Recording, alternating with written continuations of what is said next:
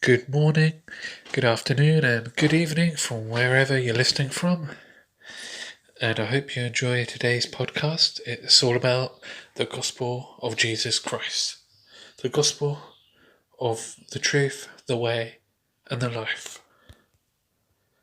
The gospel is the good news that we find in Jesus Christ, the Son of God and the Saviour of the world.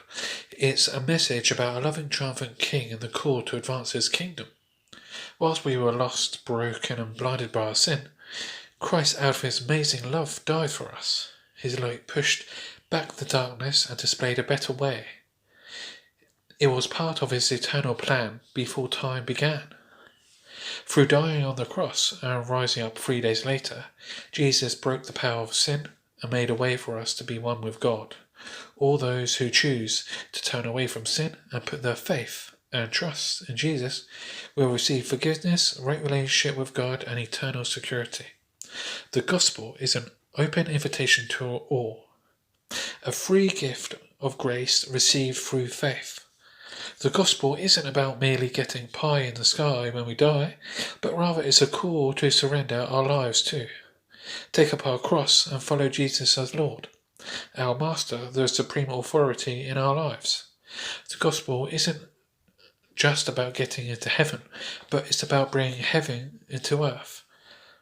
The gospel is an invitation to know God and to make him known wherever we go.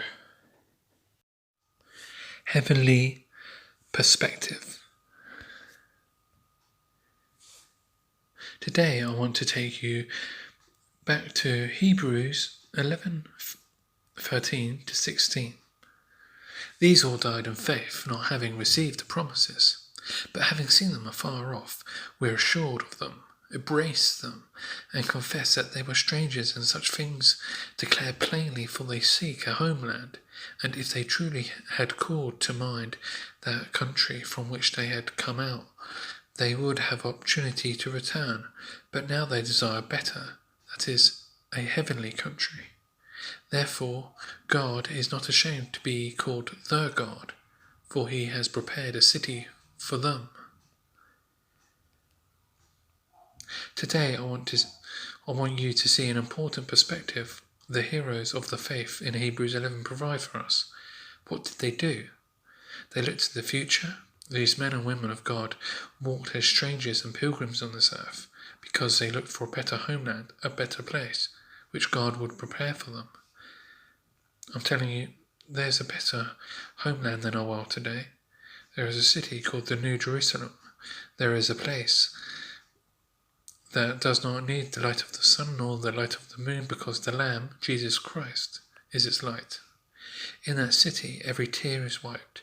There is no more sin, no more sickness, no more pain, and no more suffering. Like the heroes of old, I have my eye on the heavenly city. It is better than anything we have here.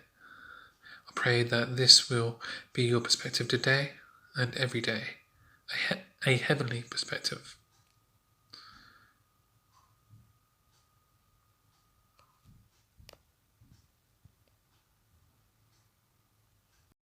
Looking to heaven. But on the judgment day, fire will reveal what kind of work each builder has done.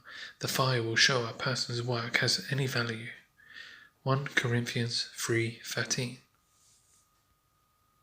The Bible teaches that the Lord will judge Christians one day in heaven and in the judgment seat of Christ.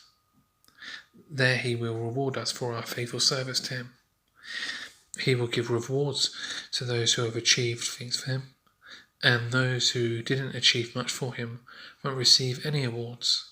The Apostle Paul described this judgment in 1 Corinthians 3. But on the judgment day, fire will reveal what kind of work each builder has done. The fire will show a person's work has any value. If the work survives, the builder will receive a reward. But if the work is burned up, the builder will suffer great loss. The builder will be saved, but like someone barely escaping through a wall of flames. Verses 13 to 15. We will go to heaven because of what God did for us in sending Jesus to die on the cross. The Bible tells us God saved you by His grace when you believed, and you can't take credit for this. It is a gift from God. Salvation is not a reward for the good things we have done, so none of us can boast about it. Ephesians 2:8-9.